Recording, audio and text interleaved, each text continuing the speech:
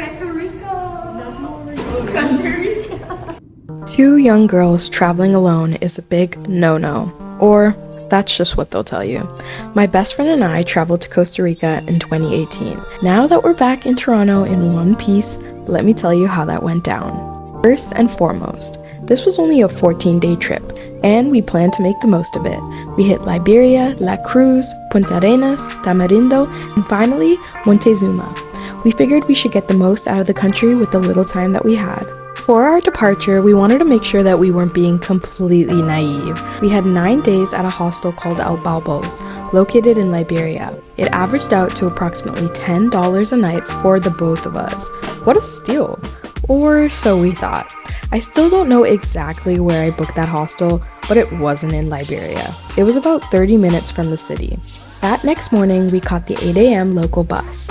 I think I remember the fare was under $5 USD for the both of us. It was very hot, a little uncomfortable, but 3 to 4 hours later, we reached Tamarindo.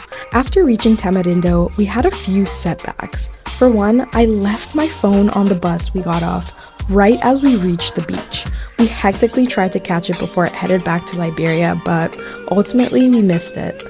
It was somewhat stressful, but we said pura vida and hit the beach anyways. By the time that I got back, we were having dinner and the sun was setting, and we realized that we would not be making it back to Liberia today, to the hostel that we stayed in and paid for. But Tamarindo was so nice anyways, we both agreed to go with the flow and actually ended up staying for 2 more nights after that. That night, we checked into a hostel surf camp. It was beautiful and only $11 a night with AC and Wi-Fi. But it was pretty touristy, so after 3 days and only 1 outfit and 1 bikini, we went back to Liberia. After traveling a bit, we realized we should not have pre-booked our hostel for our entire trip, and now the rest of our trip was all about going with the flow and trying to understand Costa Rica's motto of pura vida. I forgot to mention, we got a call from a very nice bus driver saying he had my phone in Liberia. It was a blessing, really. The people in Costa Rica are so kind in nature, it felt so comforting.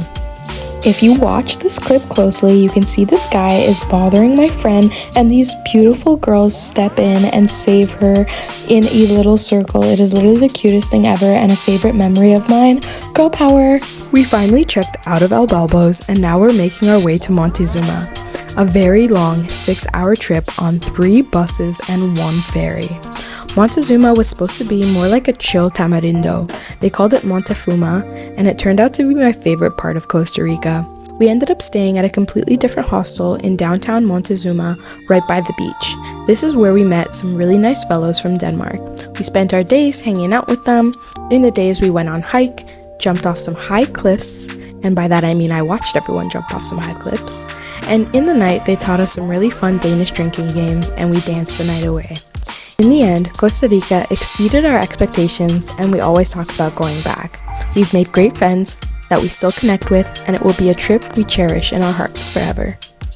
Pura vida!